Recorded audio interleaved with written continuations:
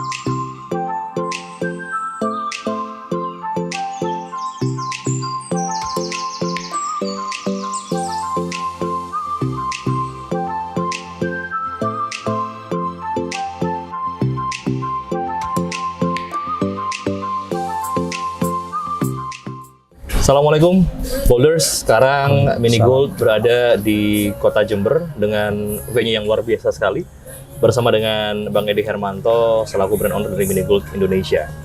Ada satu hal Bang yang mengganjal di pikiran saya, bahwa di sosial media sekarang sedang ramai. Katanya kita itu tidak akan pernah bisa mencapai kemakmuran kalau kita tidak melepaskan beban di masa lalu. Nah, menurut Bang Edi itu bener nggak sih Bang? Dan kalau buat Bang Edi sendiri, bener nggak sih kita harus bisa rela melepaskan beban di masa lalu agar kita bisa sukses? Bener nggak Bang?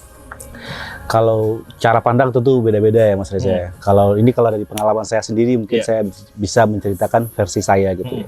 Karena setiap orang pasti punya cerita sendiri gitu ya. Tapi kalau di saya, poinnya adalah kita memaafkan kesalahan-kesalahan orang-orang lain yang misalnya entah itu dia buat salah atau misalnya bawa kabur aset kita atau segala macamnya, kita maafkan itu. Lalu kita ingat-ingat semua kebaikan orang. Saya kalau misalnya Mas Reza, saya cerita sedikit ya.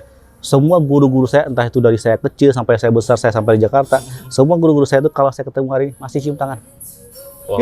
Gitu saya. Ya. Walaupun beliau sering jangan, sering gitu kan. Dan begitulah cara saya, ibaratnya memang kita harus memaafkan kesalahan-kesalahan orang lain terhadap terhadap bisnis kita, entah apapun itu, tapi tidak melupakan. Jadi kalau misalnya konsepnya mungkin memaafkan, saya masih ingat ada orang misalnya yang seperti ini, seperti itu, bawa kabur atau apa, itu masih ingat. Tapi saya maafkan. Ya udah mungkin segitu. Istilahnya jodoh saya dengan beliau-beliau itu mungkin segitu. Tapi kalau misalnya kebaikan-kebaikan orang, saya selalu ingat. Saya selalu ingat. Oh iya, beliau ini pernah itu.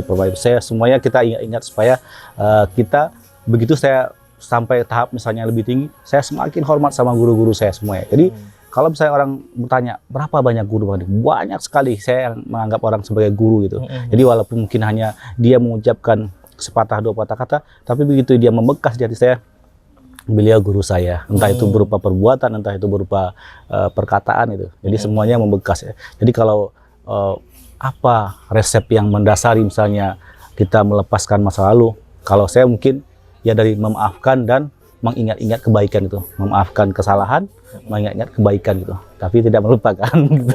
Luar biasa banget. Ini nasihat yang luar biasa untuk Anda Golders, dan nantikan kita di Golden Tour kota-kota yang berikutnya. Assalamualaikum.